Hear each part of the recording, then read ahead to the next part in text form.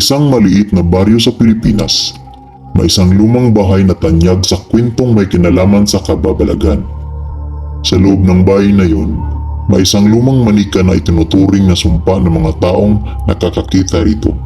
Sinasabing ang manika ay sinaniban ng masamang espiritu at pumapatay ng sinumang magpapakawala o makakahawak nito. Ang kwento ay nagsimula sa isang batang babae na nagngangalang Ana. Siya ay isang mapaglaro at mapangahas na bata na walang kinatatakutan maliban sa anumang bagay na may kinalaman sa lumang bahay sa gilid ng kanilang baryo. Ngunit isang araw, ang kanyang pagiging matapang ay biglang nawala ng isang hindi inaasahang pangyayari.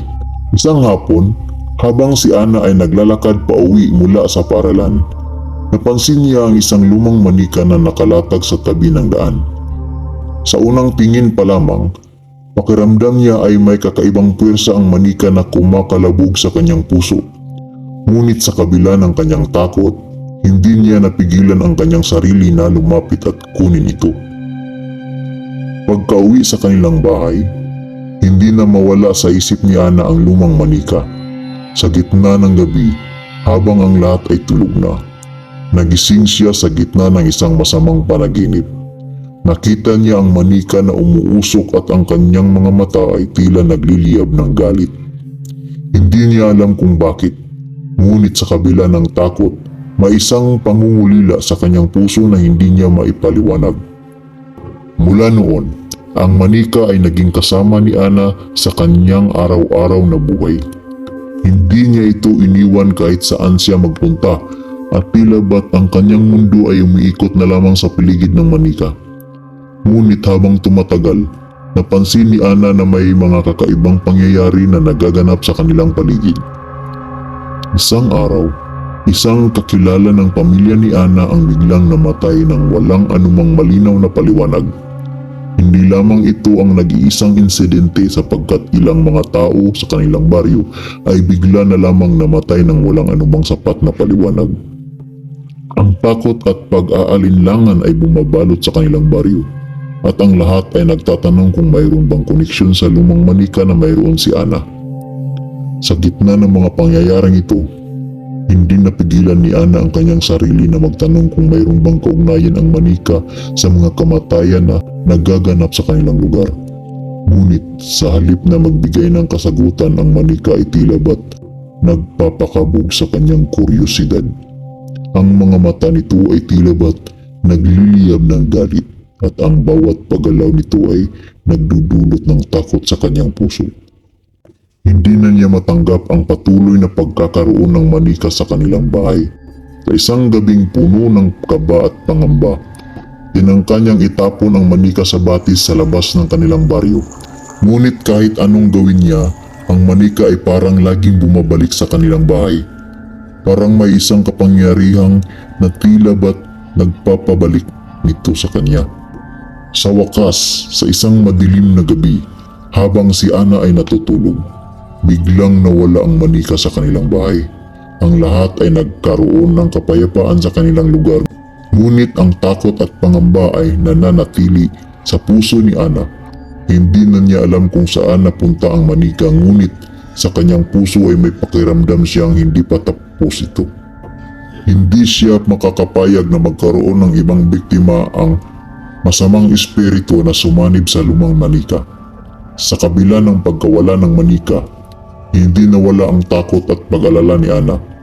Sa bawat gabi, ang kanyang isipan ay puno ng mga mapanakit na pangitain tungkol sa lumang manika. Sa tuwing siya'y natutulog, ang kanyang panaginip ay puno ng karumaldumal na imahe ng manika na tila ba't nagbabala sa kanya ng kapahamakan. Isang araw, habang si Ana ay naglalakad pauwi mula sa paaralan, napansin niya ang isang batang babae na naglalaro sa harap ng isang tindahan. Ang batang babae ay may hawak na isang lumang manika na tila ba't kahawig ng nawawalang manika ni Ana. Bigla siyang nakaramdam ng matinding kaba sa kanyang dibdib. Agad siyang tumakbo patungo sa batang babae, subalit nang makalapit siya, ang manika ay biglang nawala sa kamay ng batang babae. Nang masulyapan ni Ana ang mukha ng batang babae, napansin niya ang kakaibang takot sa mga mata nito. mayroong isang hindi pangkaraniwang bigat at lungkot na bumabalot sa paligid. Hindi nagtagal at ang batang babae ay biglang tumakbo palayo. Iniwan si Ana na puno ng pangamba at katanungan sa kanyang isipan. Sa gabi na yun, ang pagtulog ni Ana ay napuno ng kakaibang pagkakagising. Sa kanyang panaginip, siya ay nasa gitna ng isang madilim na kagubatan na puno ng mga anino at karian ng kadiliman. Nakita niya ang lumang manika na tila ba't nagmamay-ari ng lugar na yun. At ang mga kasama nito ay mga multo at mga espiritong balot sa kadiliman. Sa kanyang pagkabigla, napansin ni Ana na siya'y tila ba't napakapit sa manika, na ngayon ay nagdudulot sa kanya ng matinding pananakot. Ang kanyang katawan ay hindi niya magalaw at ang kanyang boses ay hindi niya magamit. Ang manika ay tila ba't hinahampas-hampas siya at nagpapakita ng galit sa kanyang puso. Sa gitna ng kanyang pagkatakot, biglang may isang mahinang boses na nagmulan sa kanyang isipan. Ang boses ay pamilyar, tila ba't nagmumula sa loob ng kanyang kaluluwa. Ana, tumakas ka na. Ngunit ang kanyang katawan ay tila ba't nakakulong sa kapangyarihan ng manika. Nang magising si Ana, siya ay puno ng takot at pangamba. Ang kanyang puso ay bumilis ang tibok at ang bawat galaw ng kanyang paligid ay nagdudulot sa kanya ng kaba. Hindi niya alam kung paano niya malulutas ang misteryo ng lumang manika. Ngunit alam niyang kailangan niyang gawin ang lahat upang maprotektahan ang mga tao sa kapahamakan na dala nito. Sa mga sumusunod na araw, si Ana ay naging determinado na alamin ang katotohanan sa likod ng lumang manika. Sa tulong ng kanyang mga kaibigan, sinimulan nilang suriin ang mga alamat at kwento sa likod ng manika. Sa kanilang pagsasaliksik, natuklasan nila ang isang sinaunang kwento tungkol sa isang prinsesang naipit sa kasamaan ng isang masamang espiritu. Ayon sa kwento, ang prinsesa ay naglagay ng isang sumpa sa kanyang manika bago siya namatay, upang protektahan ang ibang tao mula sa kapangyarihan ng masamang espiritu. Nang malaman ito ni Ana, siya ay nagkaroon ng lakas ng loob na labanan ang kapangyarihan ng manika.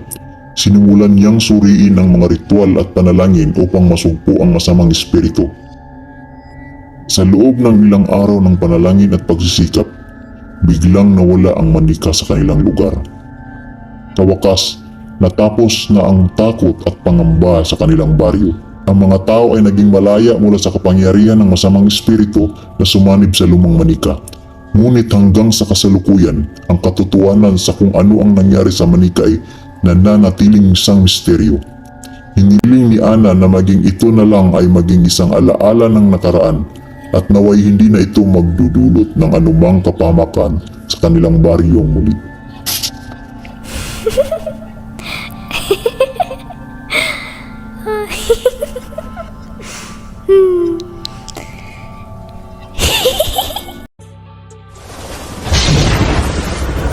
Please do subscribe, and susunduin kita.